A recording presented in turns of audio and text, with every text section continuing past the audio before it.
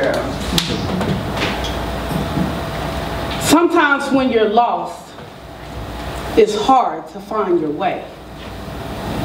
I remember being a little girl who loved to dance, jump double dutch, watch cartoons, read books, break dance, and even sing. But lost is how I feel when I'm 10 years old and DCFS knocks on the door to take me from my mom because she's an abuser. It takes me away from the verbal abuse, the physical abuse, the emotional abuse, and even the sexual abuse. But it doesn't feel like home. Lost is how I feel when I look at my body and I'm told that the color of my skin is so dark and that I would never amount to anything. Or when I touch my body and I find the wounds that once was gushing with blood that my mother put there. Lost is how I feel when I'm on a home visit at 13 and I'm feeling like, why do I exist in this world? My life is like jumping out of an airplane with no parachute. Everything is spiraling down and out of control. And the only way is down. So I take a bottle of pills. But I'm still here. Lost is how I feel at 15 and I have my first son, Trey. My DCFS worker comes to my father's house and she says, here, sign this paper so he can stay with your dad and you go back to the children's home, and only to know that I signed my parental rights away. Lost is how I feel at 16 years old and I get kicked out of the children's home, kicked out of foster care. Finally, I'm able to go to my grandma's house.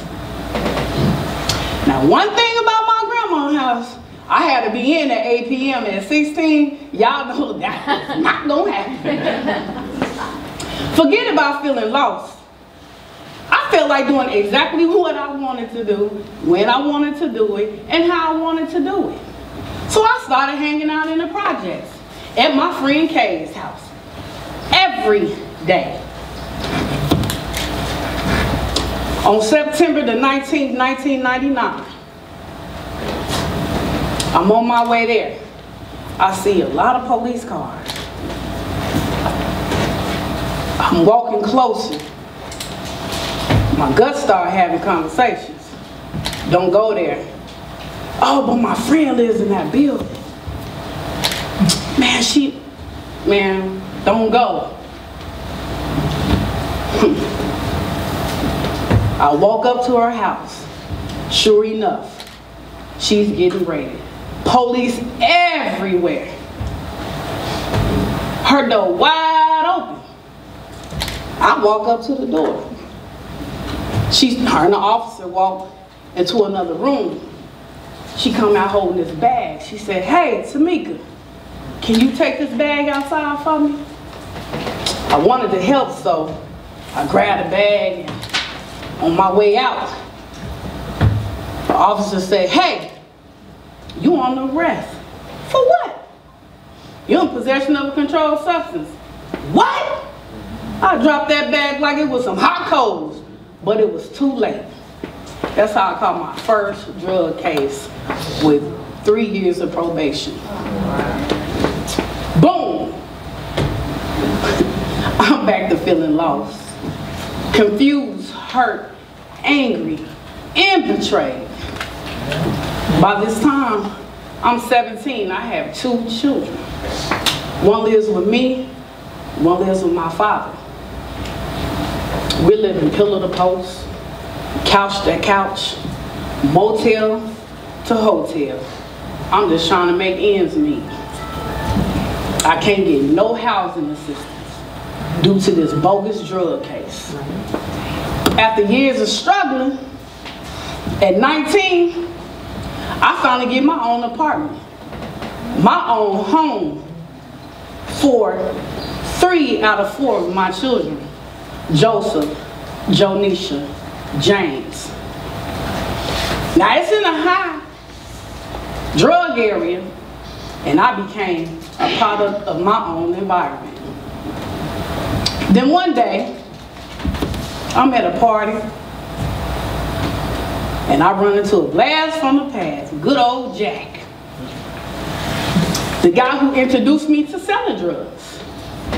Our eyes locked, my gut locked too. It's like suddenly a brick appeared in my stomach. And I got to having conversations again. Don't deal with him. He ain't no good for you. Oh, let's just see what he wants. So we catch up. I tell him I'm doing good for myself. He know I'm selling drugs. We exchange page numbers. Now a lot of y'all don't know what pages are. It's okay. A few days later, he rolls up to my door with a sweet deal, one I just couldn't pass up.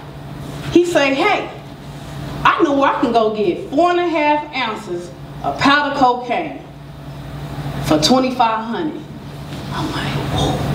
Ooh, quick fast on my feet, boom, that's a $3,500 profit. Okay, let's get it. I'm blinded by what I think is love, and the thought of getting all that money. I can see us now, me by his side, Bunny and Clyde, building an empire. That's what I thought. But my hopes and dreams came fast. On June 15, 1999, I sold drugs to an undercover informant. The Alphabet Boys, better known as the Feds. I don't go to jail right then and there. A month later, I ended up going to the county on a different case. But before that was over, the feds came and got me. The same day, they picked up Jack. That's when I found out he got married to another woman. Whoa. In hopes of shortening his 15-year sentence. Now I'm lost, angry, alone, heartbroken, and locked up. What's going to happen to me? What's going to happen to my children? How did I get here?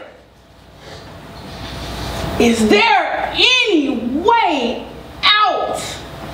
Have anybody ever felt like that?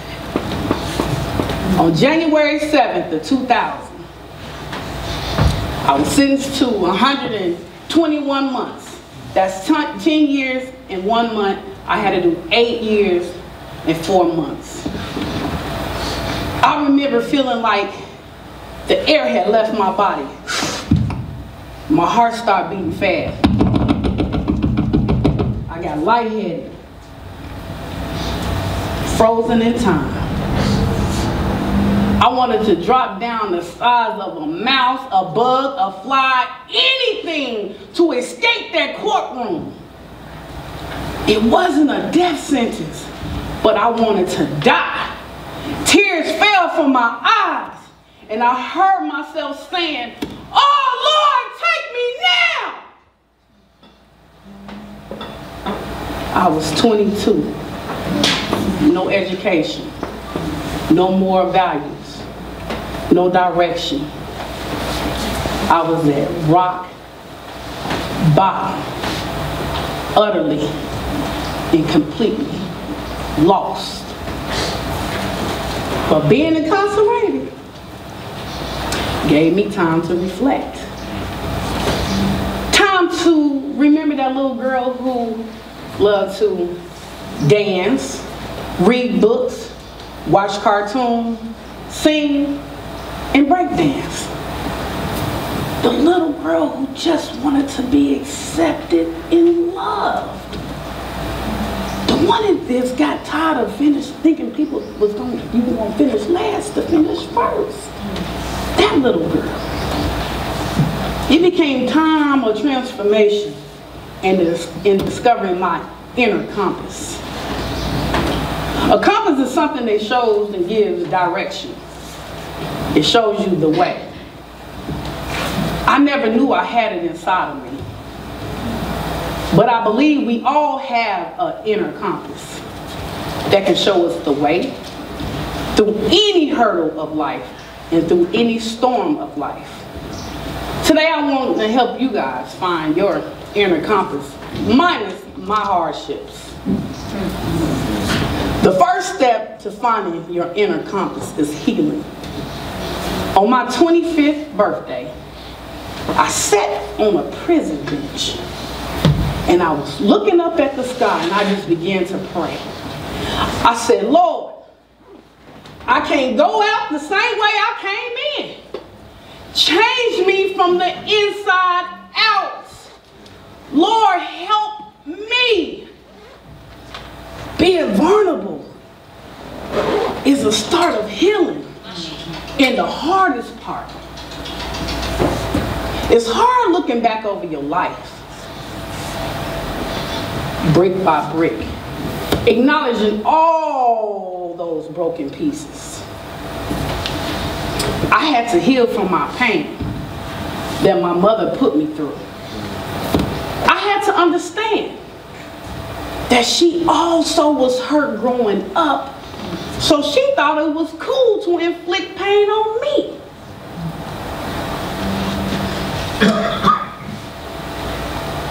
The hardest one, I had to learn to forget those who took my innocence at an early age. And I had to acknowledge that people that I call friends were the ones that hurt me. The ones that hurt me to save themselves. As I started healing, my inner compass started forming. I went to counseling to get all the necessary tools I needed. I committed for real, became real for me. I journaled, I took anger management, I got all kinds of certificates. Every time it was something I signed up, I was in pictures, I was going, yeah, I'm going to this, I'm doing that, I'm going to that too. Eventually, instead of feeling like my only option was down, I finally felt a potential to rise and go up. All right. Yeah. I encourage you today to take those steps towards healing. Even if it's one step at a time, one brick at a time. The second step to finding your inner compass is setting personal goals. The day when I walked up to Kay's, when she was getting raided, I was focused on her to make sure she was okay. When Jack approached me with his too good to be true offers, I was focused on him. But I never stopped to focus on me. Why? I had never defined goals for Tamika. When I was incarcerated, my counselor kept asking me, what do you want to do in life? What do you see yourself doing in the next 3 months, 6 months, 12 months? What do you want to accomplish? And when this part of your journey is over, Tamika, what's next? So I began to set goals. I knew I wanted to be educated, so I did what was necessary to earn my GED.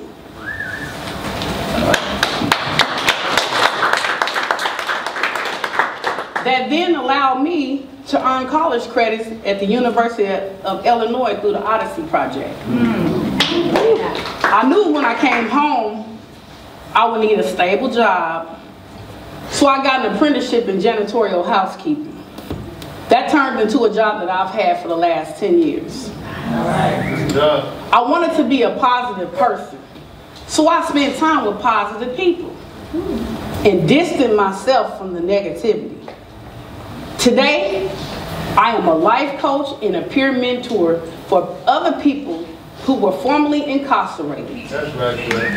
With work and dream working with teens. Those goals became my north on my compass. Instead of spending with no direction, I knew which way to go, and that was up. Right. So let me ask you this. What do you see yourself in the next 3 months, 6 months, 12 months? What do you want to do in life? And what do you want to accomplish on this part of your journey? I'll wait. Something to soak in. The final part of finding your compass is the moving needle. I had to learn the hard way. A compass doesn't work well if you're standing still. But the needle moves when you move. When I was working towards my healing, there was many days when I didn't want to do the work because it was painful. If I skipped counseling, my needle showed me I was going in the wrong direction. When I went to counseling, my compass showed me that I was on the right track. I just had to get out of my own way. I began to walk away from fights and toward my goals of becoming a positive person. Today, my choices are guided by my moving needle. I keep stepping forward. And even if I get a little off course, it's okay. My inner compass shows me how to get back on track. Yeah. If it worked for me, I know it'll work for everybody out there as well. Keep moving ahead and check that needle to see if you're stepping closer or further from your goals. 5 months ago, I started a nonprofit called GEMS, Girls Empowered Mentoring for Success.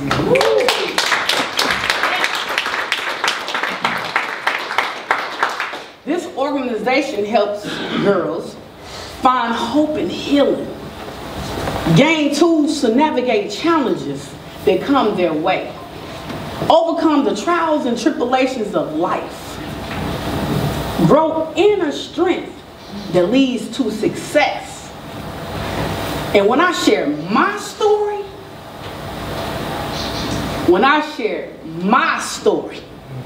I know many can relate.